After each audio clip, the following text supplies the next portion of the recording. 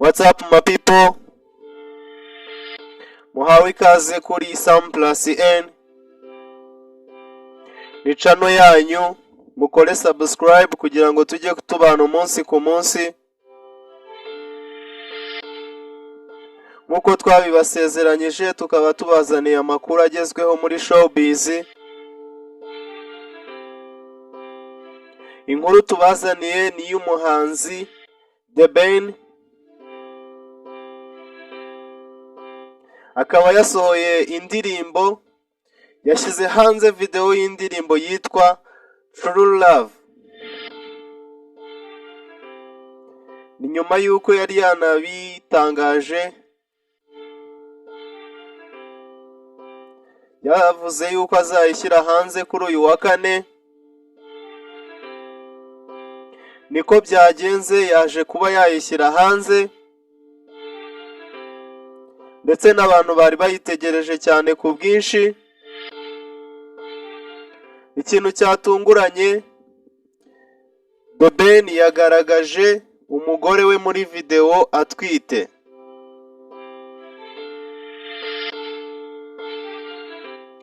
Byatunguye abantu benshi cyane, bahise bavuga bati burya wari ufite icyo uhugiyeho muri uyu mwaka wose.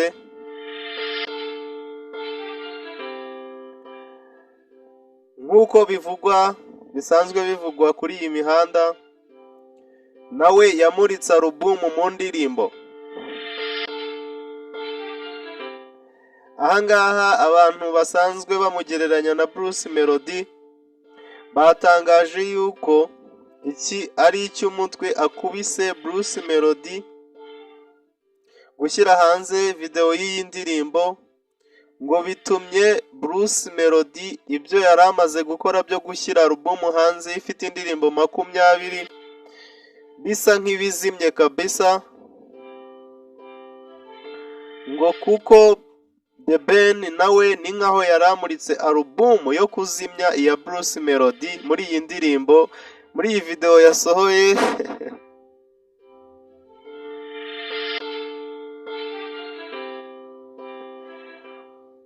Ahangaha ni ukuvuga ngo ubwo twateguraga iyi nkuru, iyi video yari imaze amasaha 15, imaze kurebwa n'abantu 300,000 birenga.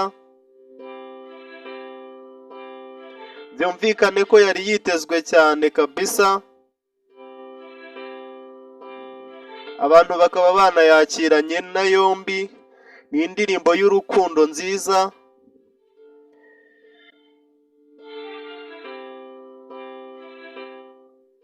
abantu rwose ubona ko bishimiye no kubona Pamela atwite, nyuma yuko hari hashize iminsi bavuga ati Pamela bimeze bite, ko atatwita, byagenze gute, bavuga bati hashize igihe kinini cyane.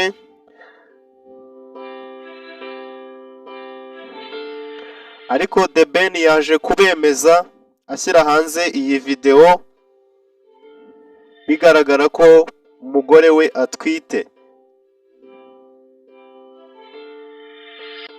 Iyi ni famiye yishimye, kuko na Pamela nawe yashyize agapost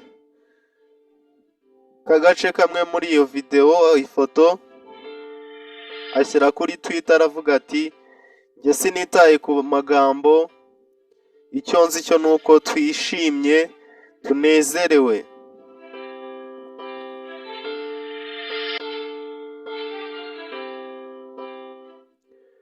Usibye kuba The Ben yashyize hanze video y'iyo ndirimbo yitwa True Love, afite no gusohora album mu kwa mbere ku itariki ya mbere umwaka utaha.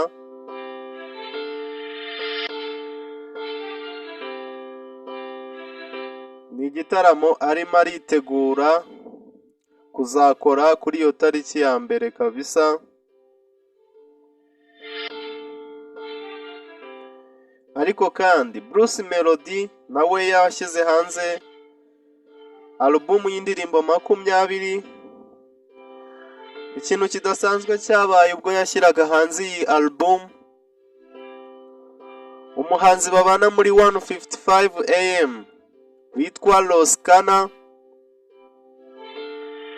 yafashe mikoro aravuga ati njyewe kubera ko nakuze nkufana we Bruce Melody, iyi album nyiguze miliyoni 10 z'amafaranga y'u Rwanda.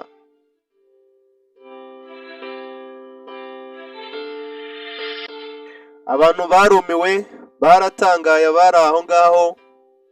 Wari uyoboye ibyo birori Lucky Nzeyimana, umunyamakuru kuri RBA, abaza Roskana ati se izo miliyoni ni iza 155 AM cyangwa ni izawe? Roskana aramusubiza ati ni izanjye. Kuri Grafe rero kubera ukuntu nakuze mufana album ngiye kwigura miliyoni 10. Miliyoni 10. Roskana ubuze miliyoni 10. Miliyoni 10 za 155 cyangwa miliyoni 10 za Roskana zanje. Miliyoni 10 za Roskana numero kangahe? Ariko nibyo numero 10 kuri 15. Roskana, thank you so much. Ibi byatumye rero abantu bagiraho commentaire zitandukanye. Abakurikiranira hafi umuziki baravuga bati Roskana yabakuye hehe aya mafaranga, cyane ko umuziki we utaragera ku rwego rwo kuba yagira amafaranga menshi yaba ajya kungana gutya. Bavuga bati ni hehe arimo arakura amafaranga. Ibi kandi babishingira ku kuba Roskana nk'uko byagiye bitangazwa yuko yatanze umushinga muri 155 AM wo gukora video ya miliyoni 15. 155 AM ikabyanga, kamubwira ko ayo mafaranga ari menshi, we akifatira umwanzuro ku giti cye akajya muri Kenya agakora video ikarangira yitwa Mamiyo. Nyuma nibwo 155 AM ngo yamuganirije bamubwira ko bamuha miliyoni 5.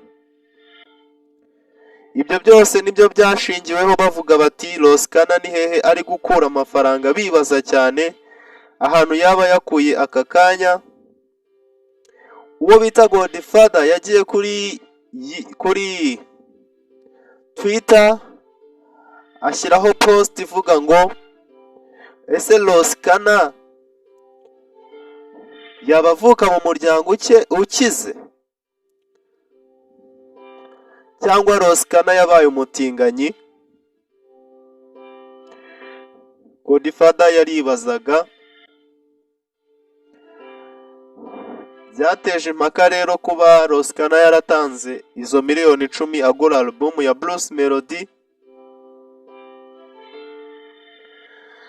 Ariko kandi abagumya gutera commentaire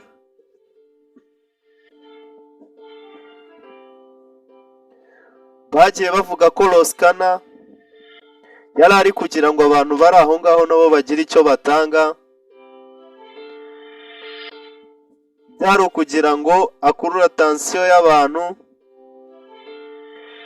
Ibyo ni ibigenda bivugwa mu makomantere atandukanye y'abantu bakurikiranaga ibyo birori. Indi nkuru tubafitiye, mwagiye mwumva ibihuha, nabyita ibihuha kuko nyir'ubwite yakomeje kubihakana. Miss Naomi bavuga yuko yatandukanye n'umukunzi we kubera ko umukunzi we ngo yamuciye inyuma. Ariko Miss Naomi yakomeje kubihakana ndetse agumya kugaragaza ko we n'umukunzi we bameranye neza. Hari nk'aka video yashyize kuri TikTok ari kumwe n'umukunzi we bishimye. Munsi yandikaho amagambo agira ati "You are mine forever. I don't care for rumors. The only thing I know is that I love you."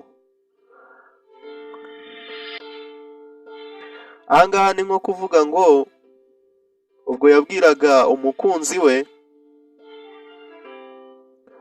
ngo uri uwanjye ibihe byose, sinitaye ku bihuha, ikintu nzi ni uko ngukunda. Usibye ayo makuru twavuga ko yari ibihuha yuko yatandukanye n'umugabo we kubera kumuca inyuma, uyu munsi ku itariki 27 z'ukwa 12 2024, Miss Naomi yasezeranye n'umugabo we imbere y'amategeko. Bagiye mu murenge mbere y'uko bakora mariage, bishimangira neza ko bakiri kumwe kandi ngo bameze neza cyane, kuko hagaragaye n'amashusho bari mu gusezerana nk'uko mubibona bameze neza.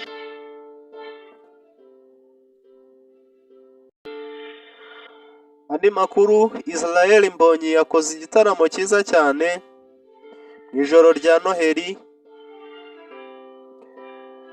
muri Arena yari yakubise yuzuye nk'ibisanzwe, cyagenze neza rwose.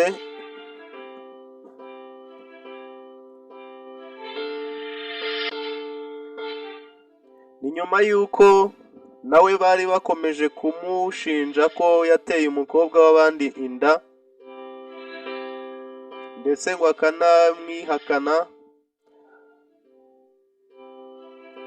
ariko nawe yaje kubitera utwatsi arabihakana rwose, aravuga ati ibyo ni ibihuha, nk'uko yabishyize kuri Twitter nawe ku rukuta rwe rwa Twitter ubu rwabaye X. Yashyize post kuri X yahoze yitwa Twitter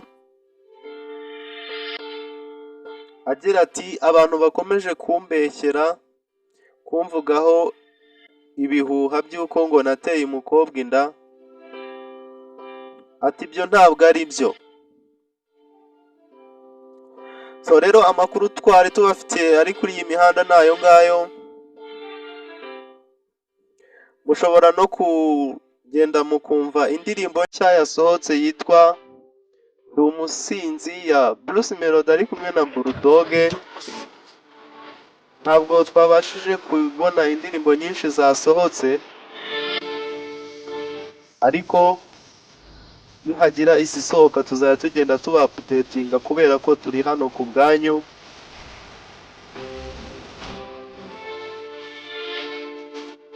Turabashimiye cyane,